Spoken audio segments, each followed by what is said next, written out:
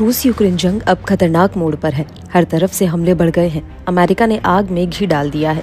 Joe Biden ने long range वाली अमेरिकी हथियारों के इस्तेमाल की यूक्रेन को मंजूरी देकर पूरे इलाके में खलबली मचा दी है। यूक्रेन भी शायद इसी मौके के इंतजार में था। जैसे ही बाइडेन का ग्रीन सिग्नल मिला, यूक्रेन ने रूस पर अमेरिकी हथियार से हमला कर दिया। यूक्रेन ने अमेरिकी हथियारों के बाद अब रूस पर ब्रिटिश स्टॉर्म शैडो क्रूज मिसाइलों से हमला किया है। इस बीच रूस की तरफ से कहा गया है कि उसने ब्रिटेन निर्मित 2 स्टॉर्म शैडो मिसाइलों को नष्ट कर दिया है।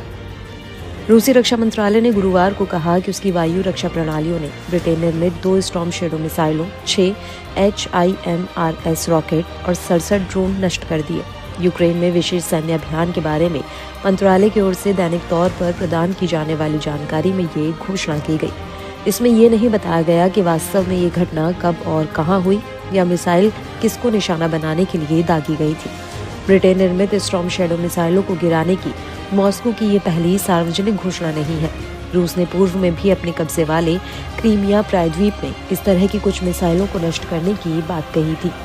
इस बीच यूक्रेन ने कहा है कि रूस ने बीती रात यूक्रेनी शहर निप्रो को निशाना बनाकर जंग में पहली बार अंतर महाद्वीपीय मिसाइलों का इस्तेमाल किया। यूक्रेन की वायुसेना ने गुरुवार को टेलीग्राम पर एक बयान में कहा कि इसे रूस के अस्त्रखान क्षेत्र से दागा गया। ये घटनाक्रम ऐसे समय में हुआ है जब जंग के मैदान में रूस की मदद के लिए उत्तर कोरियाई सैनिकों के पहुंचने के साथ युद्ध ने अधिक अंतर्राष्ट्रीय आयाम ले लिया है।